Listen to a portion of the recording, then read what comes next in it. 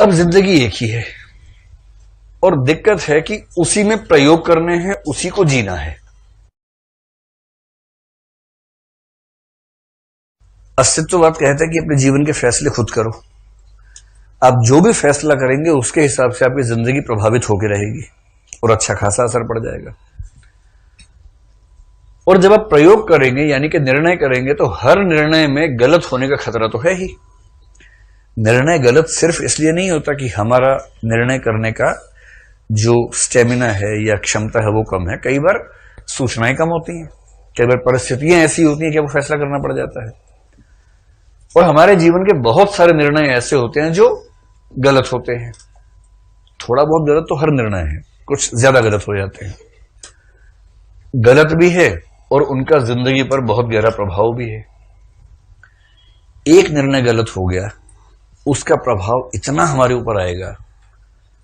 अब सवाल है कि उस प्रभाव में जीते जाएं, फिर मन करता है कि भाई एक निर्णय गलत हुआ, एक और प्रयोग करके देखते हैं, और दूसरा प्रयोग करेंगे तो भी ये संभावना हमेशा कम से कम आधी है कि यह भी गलत हो सकता है। कितनी गलतियां करके जीवन बेहतर होगा इसका भरोसा नहीं, और जीवन है छोटा सा। तो इस कहानी की केंद्रीय समस्या क्या है? जिंदगी एक ही है, उसी में प्रयोग करने हैं और उसी को जीना है। प्रयोग गलत हो सकते हैं तो उनको झेलना है, फिर से प्रयोग करने की हिम्मत जुटानी है, और यह खतरा हमेशा है कि फिर से किया गया प्रयोग भी गलत हो सकता है। और अंत में हाथ आएगी केवल एक चीज, अधूरापन, कि जिंदगी वैसी नहीं है जैसी होनी चाहिए थी, जैसी मैं चाहता था कि जीऊं, और वैसी दुनिया में किसी की भी नहीं है। किसी की भी जिंदगी वैसी नहीं है जैसी वो चाहता है।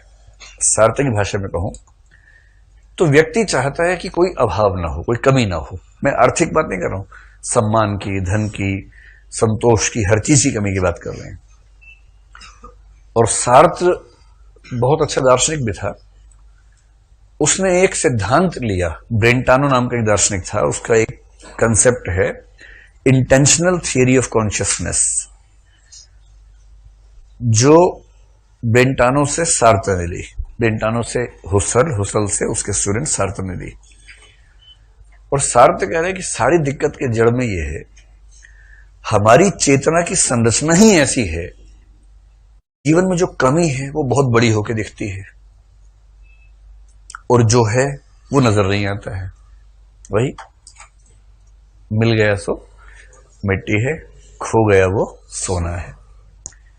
इस बात को सार्त्र ने कहा कि हमारी चेतना में ही अभाव की चेतना गुथी हुई है, इसलिए आप कुछ भी कर लेंगे आपको अभाव नजर आएंगे ही आएंगे। अंतर सिर्फ इस बात का कि किसी व्यक्ति को अभाव इस चीज का है तो किसी को अभाव उस चीज का है। कोई ऐसा नहीं है जिसको कोई अभाव नहीं है, और यदि है तो व्यक्ति नहीं वस्तु है, क्योंकि उसने मनुष्य होना सीखा ही नहीं है। इसलिए इस अधूरेपन से लड़ते लड़ते इस अधूरेपन को कम करते जाने का प्रयोग ही जिंदगी है, और खत्म कभी नहीं होता है। इसे समझदार व्यक्ति इस अधूरेपन को एक समय के बाद जीने लगता है कि अधूरा हूं लेकिन खुश हूं, क्योंकि पूरा कोई हो नहीं सकता है तो मैं कैसे हो जाऊंगा।